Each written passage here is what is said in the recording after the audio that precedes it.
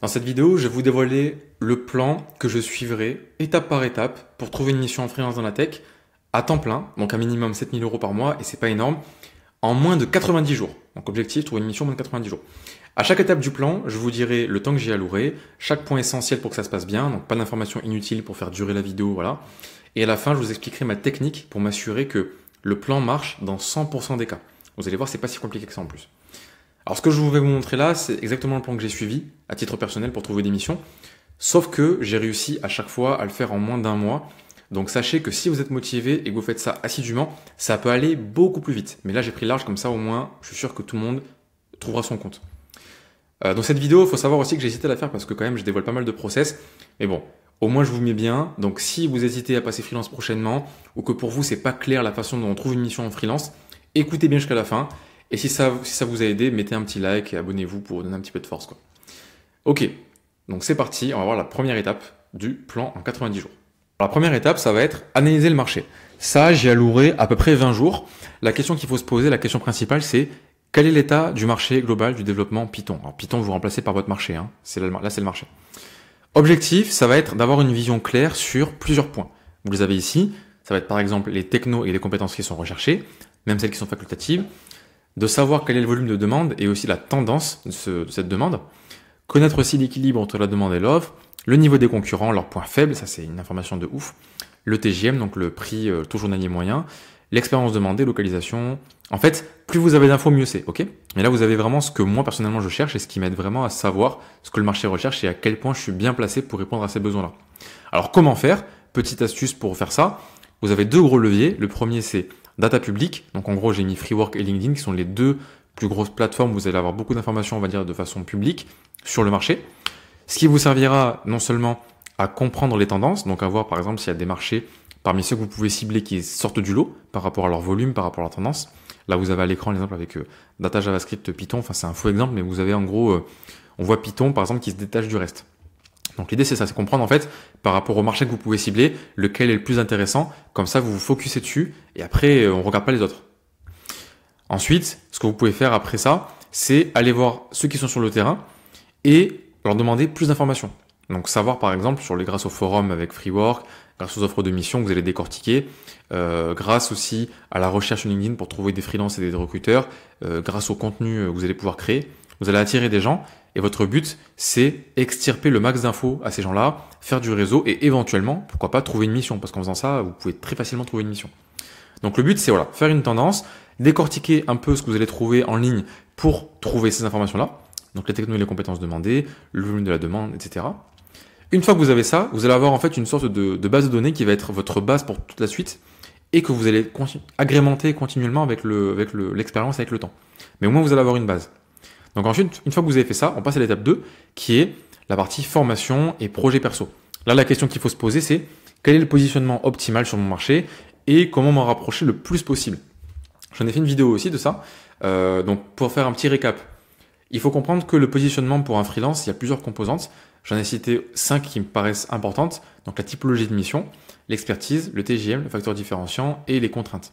Donc là, en gros, vous avez un exemple de positionnement idéal qui reprend ces différentes composantes et qui liste en fait qu'est-ce qui sont les éléments qui constituent le positionnement idéal. Donc le candidat qui, s'il avait ces caractéristiques-là, aurait forcément une mission par rapport à ce que vous avez vu, hop, juste ici.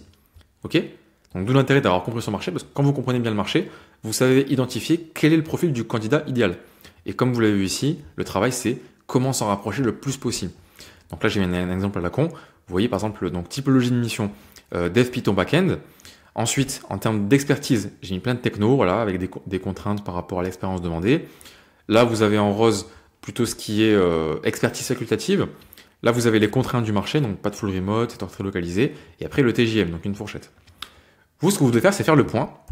Vous allez prendre vos petits stylos et cocher les cases ou pas. Donc Python 2 ans, ça j'ai pas, moi j'ai que 1 an. API REST, ok. Docker, ok, vous faites le point. Ça aussi j'ai, ça ok. Je peux faire l'impasse là-dessus. Ça ok, ça je peux pas, etc. Vous faites le point. Et le but après, c'est de comprendre quels sont vos leviers pour réduire au maximum le gap qu'il y a entre vous et ce que le marché recherche. Donc idéalement, il faut qu'il n'y ait aucun gap, mais c'est très rare, ça n'arrivera pas. Et dans la majorité des cas, le problème que vous allez avoir, c'est un manque d'expertise. Par exemple, ben moi ça m'est arrivé, ça arrive à beaucoup de gens. Python, il demande 2 ans d'expérience, moi j'en ai que 1 ou 0,5, enfin 6 mois. Par exemple, Grafana, je connais pas. Mais du coup, qu'est-ce que je fais? Très simple, projet perso. Je me forme. Projet perso, c'est bien parce qu'à la fois vous vous formez, mais en plus vous avez des expériences à faire valoir dans votre CV, dans votre entretien avec les clients. Donc là, encore une fois, on se base sur quoi? Sur l'analyse du marché, pour trouver des idées qui sont pertinentes par rapport à ce que le marché recherche, et après on en fait des projets perso. Là, un exemple, Python qui est un must-have, il faut que je le fasse en priorité, je fasse des projets par rapport à ça. Et K8S, que j'ai pas, on va imaginer que je l'ai pas, je vais trouver des projets perso pour avoir ça, qui sera un facteur différenciant et qui m'aidera à me démarquer de mes concurrents. D'accord? Donc une fois que vous avez fait ça, ça peut prendre du temps quand même. Hein. Ça, j'ai mis une trentaine de jours. En fonction du gap qu'il y aura entre vous et le marché, ça peut prendre plus ou moins de temps. Il faut en être conscient. Il faut aussi rester lucide et rester humble. Vous n'allez pas forcément tout de suite être en mesure d'attaquer le marché. Comprenez vos points faibles, travaillez-les pour que ce ne soit pas des points faibles, et après vous pouvez attaquer le marché sereinement en sachant que vous avez tout ce qu'il faut pour avoir une mission. Ok? Step suivant, qui prend très peu de temps mais qui en fait est fondamental, c'est votre CV, votre profil LinkedIn, surtout le CV. En fait, la question c'est quoi? C'est comment mettre en avant mon positionnement. Parce que ce travail-là que vous allez faire, il est très bien, mais si vous n'arrivez pas à le communiquer correctement à vos prospects, ce travail servira à rien. D'accord? Donc le but c'est que vraiment votre CV principalement, et aussi LinkedIn, mette vraiment en avant tout ça. Donc toutes vos composantes de votre positionnement et qui fasse comprendre aux prospects que oui, vous avez tous les éléments requis par rapport à ce que le marché recherche et que votre profil il est vraiment très pertinent. Alors ça c'est un sujet qui est complexe, donc j'ai pas fait forcément un détail de ce qu'il faut faire, mais vous avez quelques règles d'or. Première règle d'or, une seule page, pas de blabla inutile. D'accord, on va à l'essentiel, ça sert à rien de faire 3 pages avec toutes vos expériences, avec toutes les actions que vous avez mises en place. Non, on va à l'essentiel. Deuxième point, mettre en valeur les mots-clés valorisés pour son marché. Là encore, on y revient. Si vous voyez que le marché recherche absolument une expertise dans Python, Docker, GitLab, Grafana, il faut mettre ces mots-clés en valeur dans votre CV, c'est la base. Ensuite, mettre en valeur les projets perso. Grosse erreur que font beaucoup de devs, même en général, je pense dans n'importe quel marché. Les projets perso, les gens les mettent sur des sections à part, un peu en petit, etc. Non, les projets perso, ça peut être hyper valorisé. Donc mettez-les en valeur à fond, ok? C'est votre gros levier, surtout si vous débutez, que vous êtes très junior. Donc mettez vraiment ça en avant à fond. Après, petit bonus, petite astuce, mettez des références. Donc les références, c'est des personnes de confiance qui ont bossé avec vous ou qui peuvent, on va dire, vous vendre aux prospects s'ils sont contactés par les prospects. Ça, c'est vraiment un gage de confiance énorme. On m'a beaucoup remercié par rapport à ça, parce que ça, c'est un truc que je fais. Et en fait, tout ce que vous avez ici, là, je l'ai pas précisé, mais c'est des points que j'ai validés et que j'ai pas inventés. Hein. C'est vraiment des points qu'on m'a explicitement dit qu'ils étaient bons par rapport à mon CV. Donc si vous faites ça, vous êtes quasiment sûr que votre CV sera mieux, si c'est pas le cas. Et donc ouais, les références, c'est un point qui revenait souvent. On m'a vraiment souvent dit, merci pour les références et tout, ça a rassuré le client. Ça, c'est les commerciaux qui me disaient ça. Les commerciaux ont bien aimé que tu avais été des références à contacter, sachant qu'en général, ils les contactent même pas. Hein. Je vous le dis très clairement. Moi, ça m'est arrivé juste 2 fois, mais en général, juste les gens sont contents, ils ont confiance, ils disent bon, s'il met quelqu'un dans la boucle, s'il est prêt à mettre quelqu'un en jeu dans la boucle, c'est que vraiment il est confiant, donc c'est cool, il gagne des points. Dernier point, c'est virer tout ce qui est hors sujet. C'est en lien avec ce que vous avez ici. En fait, c'est aller à l'essentiel. Ça sert à rien de mettre votre expérience d'équitation professionnelle. On s'en fiche. Mettez les points qui sont importants par rapport à votre marché. Et s'il vous reste de la place, si ça a un sens, mettez des bonus à la limite. Mais moi, je vous conseille même de ne pas les mettre et d'en parler à l'entretien à la limite. Ça fera un bonus à l'oral. Ça fera un peu de nouveauté. Mais vraiment, virez ce qui est hors sujet. Ça vous portera plus préjudice qu'autre chose. Ok ? Je me suis noté ça, je viens de me rappeler. Si vous voulez que je fasse des reviews de CV anonymisées en vidéo publiquement, n'hésitez pas à me le dire en commentaire, je le ferai avec plaisir. C'est un truc que je fais déjà avec mes élèves et avec des gens avec qui veulent passer freelance. Donc n'hésitez pas à m'envoyer vos CV et à me dire en commentaire si vous voulez que je fasse ça, parce que ça sera un bon exercice pour montrer ce qu'il faut faire et ce qu'il ne faut pas faire. Ok ? Avant de passer à la suite, donc la partie prospection, je tiens quand même à rappeler, si vous voulez passer freelance, que vous bossez dans la tech actuellement, ou que vous êtes freelance et que vous avez du mal à trouver des missions, vous avez un lien juste en dessous dans la vidéo, dans la description de la vidéo, pour réserver un appel avec moi. Cet appel-là, il sert à quoi? Donc c'est un appel qui est gratuit, qui vous engage en rien. Je vais rien vous vendre, vous forcer la main ou quoi. Le but, c'est qu'on fasse le point sur votre profil, qu'on voit ce qui bloque pour passer freelance, et que je vous fasse une roadmap pour trouver les actions à mettre en place pour passer freelance au plus vite. Et seulement si ça vous intéresse, et que je vois que ça peut matcher avec vous, je vous présenterai mon accompagnement, qui est payant, mais qui vous garantira de trouver une mission à au moins 7 000 € par mois. Ok? Donc si ça vous intéresse, vous avez le lien juste en dessous, ça prendra 45 minutes à peu près. On fait le point sur votre profil, on voit ce qu'on peut faire, je vous fais une roadmap claire sur ce qu'il faut faire sur les prochains mois, et si ça vous chauffe et que vous voulez qu'on bosse ensemble, on bossera ensemble, il n'y a pas de problème.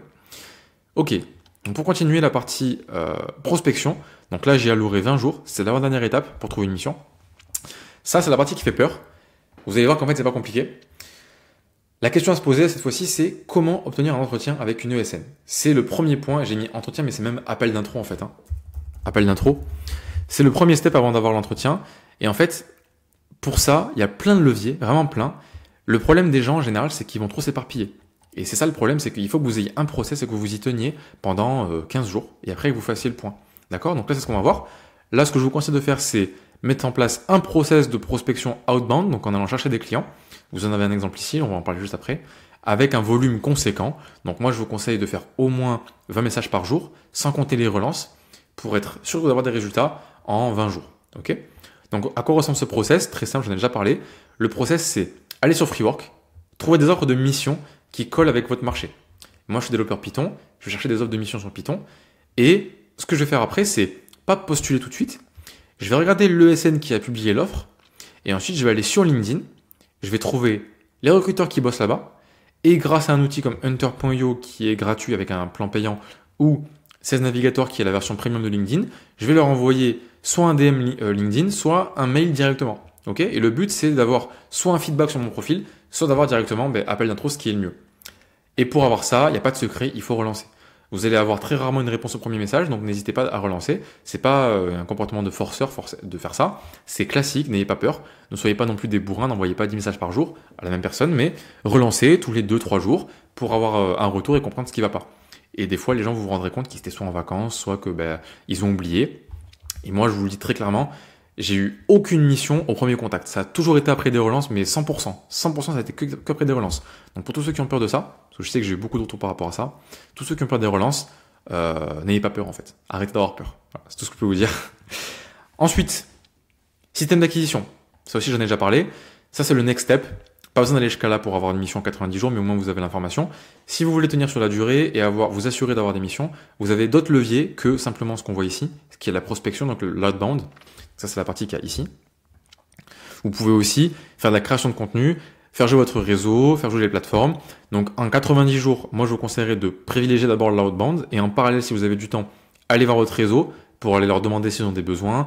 Donc, le réseau, c'est quoi? C'est employeurs actuels, anciens employeurs, amis, famille, etc. Et demander si des gens ont des besoins par rapport à ce que vous savez faire ou s'ils connaissent des gens qui ont des besoins aussi. Et oui, parce que là, vous faites jouer le réseau de votre réseau. Comme ça, vous assurez le coup et vous arrivez directement en appel d'intro et après en entretien. Donc ça, c'est pour la partie système d'acquisition. C'est un peu avancé, c'est un peu overkill pour la mission en 90 jours, vous n'avez pas besoin de ça.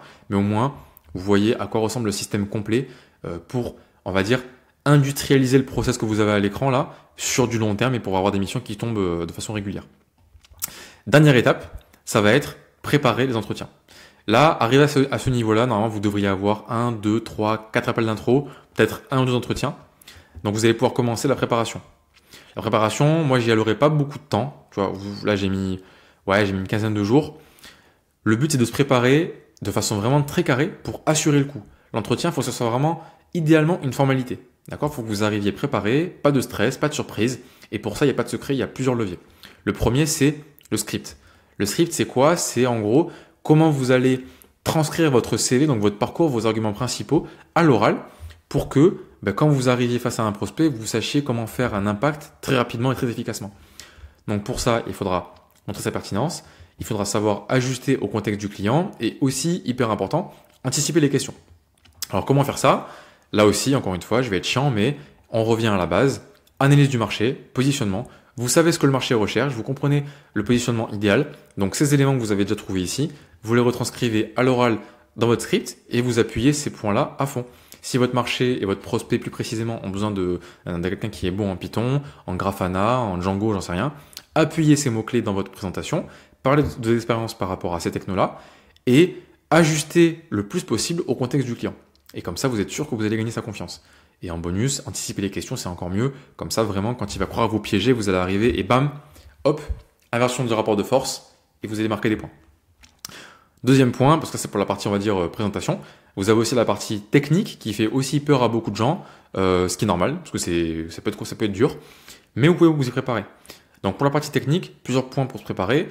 Fondamentaux techniques, donc théoriques, pardon. Allez revoir votre doc dans votre framework, dans votre langage. faites des quiz par rapport à ça, donc quiz d'entraînement, revoyez un peu les bases parce que c'est important.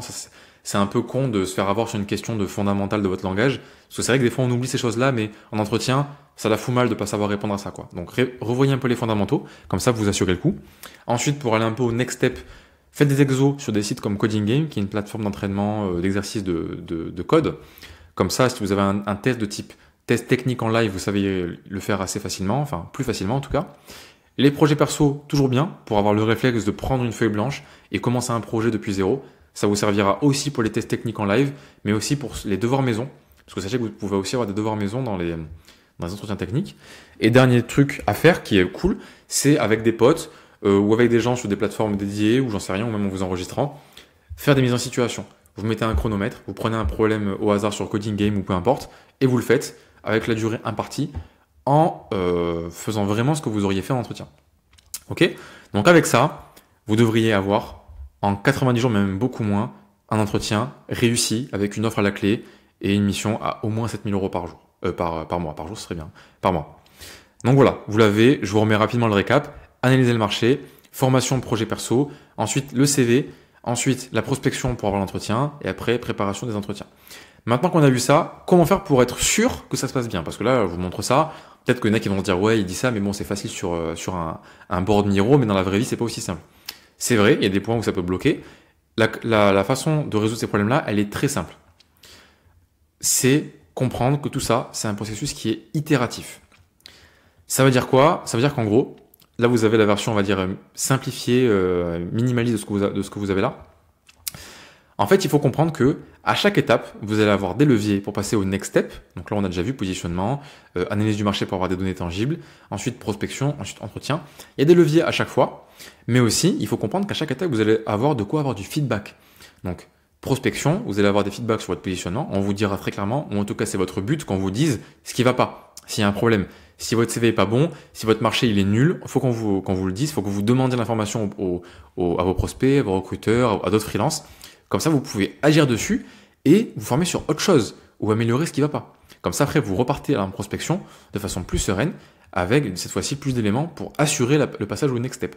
Et pareil, entretien, là aussi, vous allez demander du feedback pour assurer la prospection et avoir des clients qui, eux, seront plus adaptés pour qu'en entretien, ça se passe mieux. Donc, comprenez bien que il faut pas se dire que ça va être une ligne droite, parce que là, c'est vrai que c'est une ligne droite dans mon schéma, mais ça va peut-être souvent être des boucles. Ok? Je vous dis précisément où sera la boucle. La boucle, elle va être ici. Elle va être là. Hop. Elle ressemble à ça. Ou même plutôt comme ça. Si vous avez de la chance. En fait, vous allez faire de la prospection. Vous allez croire comprendre le marché parce que vous avez analysé le marché. Mais souvent, au début, on a un peu des biais. On a loupé des éléments importants. Donc, vous allez avoir des retours de recruteurs qui vous diront ça, c'est pas trop demandé. Peut-être qu'il faut que tu saches aussi faire cette techno-là. Et là, vous allez dire ok, cette techno, je l'ai pas. Donc, je repars ici. Hop, formation de projet perso.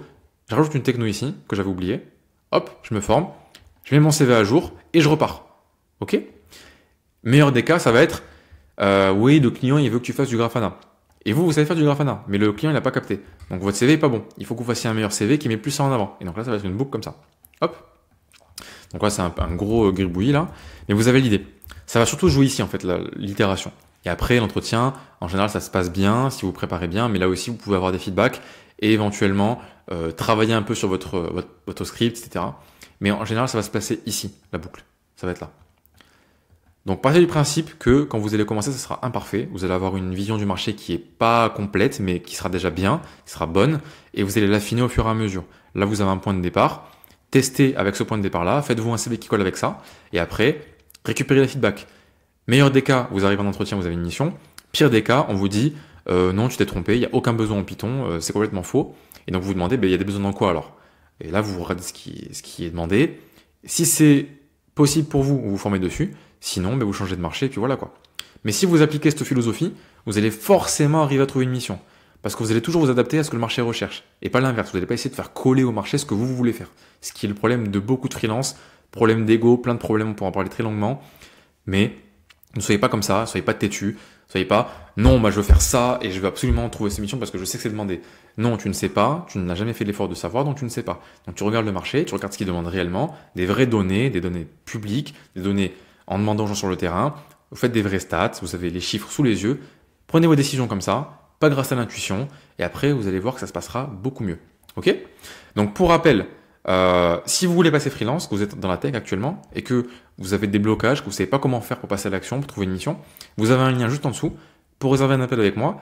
Comme tout à l'heure je vous l'ai dit, l'appel il est gratuit, il vous engage en rien, je vous forcerai pas la main. Le but c'est de faire une roadmap pour les prochaines semaines, voire les prochains mois, pour trouver une mission. Et si ça vous intéresse et si je vois que ça peut vous aider et que ça matche vraiment avec votre profil, je vous expliquerai comment j'accompagne des gens qui sont dans votre cas pour trouver des missions avec une mission garantie à la clé à 7 000 euros par mois.